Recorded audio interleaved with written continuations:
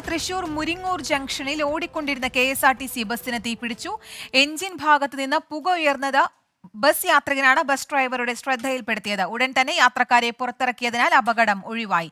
സൂരജ് സജി ചേരുന്നുണ്ട് കൂടുതൽ വിശദാംശങ്ങളുമായി. സൂരജ്, എന്താണ് ഇതിനു പിന്നിലെന്ന് മനസ്സിലാക്കാൻ സാധിച്ചിട്ടുണ്ടോ? നിലവിലെ സാഹചര്യം എന്താണ്?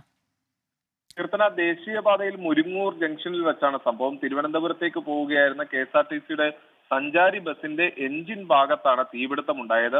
ഈ ബസിന് സമീപത്തുകൂടി പോയ ബൈക്ക് യാത്രികനാണ് ഇതാദ്യം കാണുന്നത്. പിന്നീട് ഡ്രൈവറുടെ ശ്രദ്ധയിൽപ്പെടുത്തുകയുമായിരുന്നു. ഉടൻ തന്നെ ഡ്രൈവർ വാഹനം ഒതുക്കി യാത്രക്കാരെ ഈ വാഹനത്തിൽ നിന്ന് പുറത്തിറക്കുകയായിരുന്നു.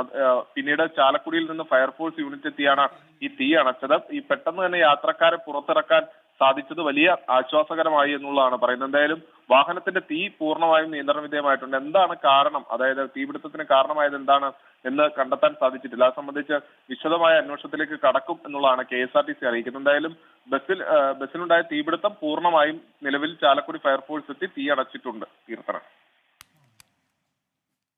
തൃശൂർ മുരിങ്ങൂർ ജംഗ്ഷനിലാണ് ഓടിക്കൊണ്ടിരുന്ന KSRTC ബസ്സിന് തീപിടിച്ചത്. എഞ്ചിൻ ഭാഗത്ത് നിന്ന് പുകയുയർന്നത് ബസ് യാത്രികനാണ് ബസ് ഡ്രൈവറുടെ ശ്രദ്ധയിൽപ്പെടുത്തിയത്. ഉടൻ തന്നെ യാത്രക്കാരെ പുറത്തിറക്കിയതിനാൽ അപകടം ഒഴിവായി. സൂരജ് സജിയാണ് വാർത്തയുടെ കൂടുതൽ വിശദാംശങ്ങൾ നൽകിയത്.